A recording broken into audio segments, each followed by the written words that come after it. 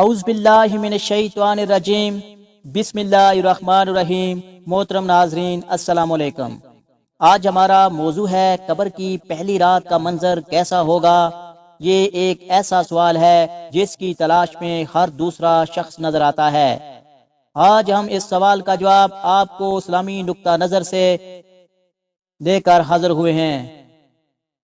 اس کے علاوہ آپ کو یہ بھی بتائیں گے آخر قبر انسان کو کیسے پکارتی ہے، کیا یہ پکار انسان کو سنائی دیتی ہے؟ حضرت ابو سعید خدری رضی اللہ عنہ سے روایت ہے کہ سرور کائنات صلی اللہ علیہ وآلہ وسلم نے فرمایا، لوگو لستوں کو ختم کرنے والی موت کو کثرت سے یاد کیا کرو۔ قبر ہر دن اپنے مردوں سے خطاب کرتے ہوئے اعلان کرتی ہے، میں غربت اور تنہائی کا گھر ہوں، مٹی اور کیڑوں کا گھر ہوں۔ جب مومن کو دفن کیا جاتا ہے تو قبر اسے مرحبا کہتے ہوئے خوشخبری سناتی ہے، میری پشت پر چلنے والو، میں تو بڑا محبوب تھا، آج میں تیری ہو گئی اور تو میری طرف آ گیا، تو اب میرے احسان کو دیکھ لے۔ یہ کہہ کر قبر حد نگاہ کشادہ ہو جاتی ہے اور جنت کا دروازہ اس کے لیے کھول دیا جاتا ہے، جہاں سے اس کو جنت کی تازہ ہوا آتی ہے۔ حضرت ابو ہریرہ رضی اللہ عنہ کا بیان ہے کہ رسول اللہ صلی اللہ علیہ وآلہ وسلم ایک جنازے میں شریک ہوئے، پھر فرمایا، میں بھی آپ صلی اللہ علیہ وآلہ وسلم کے ہمراہ تھا۔ آپ صلی اللہ علیہ وآلہ وسلم ایک قبر کے پاس بیٹھ گئے اور فرمایا، یہ قبر ہر دن با آواز بلند کہتی ہے، اے آدم کی اولاد، تو کیوں مجھے بھول گیا؟ کیا تجھے یہ معلوم نہیں کہ میں تنہائی کا گھر، غربت کا گھر، وحشت کا گھر، کیڑوں مکوڑوں کا گھر ہوں؟ میں بہت ہی تنگ گھر ہوں، مگر اللہ جس کے لیے کشادگی کا حکم فرمائے گا اس کے لیے کشادہ ہو جاؤں گی۔ اس کے بعد آپ صلی اللہ علیہ وآلہ وسلم نے فرمایا، اے قبر، تو یا تو جنت کا چمن ہے یا پھر آگ کا ایک تندور۔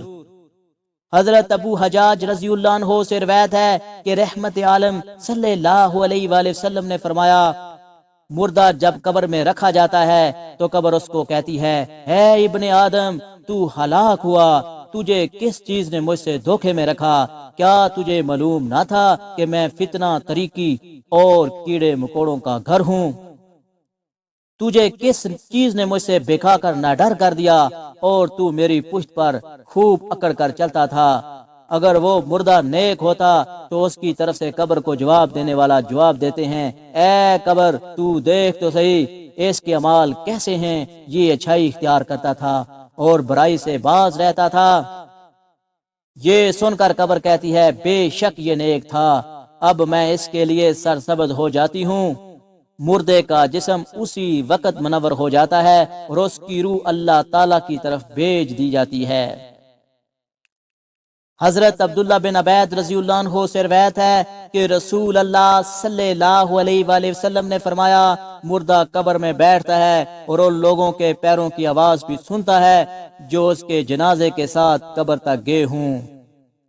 مردے سے اس کی قبر کہتی ہے، اے ابن آدم، تیری ہلاکت ہو، تو نے میری تنگی، بدبو اور کیڑے مکوڑوں کا خوف نہیں کیا، اس لیے تو نے ان چیزوں سے بچنے کے لیے تیاری نہ کی۔ بدعمال مردے سے قبر کہتی ہے، تجھے میری طریقی، میری وحشت، میری تنہائی اور تنگی اور میرا غم یاد نہیں رہا۔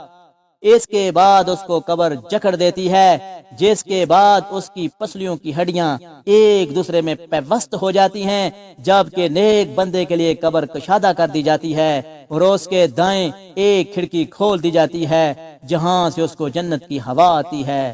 اللہ پاک ہم سب کو قبر کے عذاب سے بچائے اور ہم کو نیک اعمال کرنے کی توفیق عطا فرمائے، آمین یا رب العالمین۔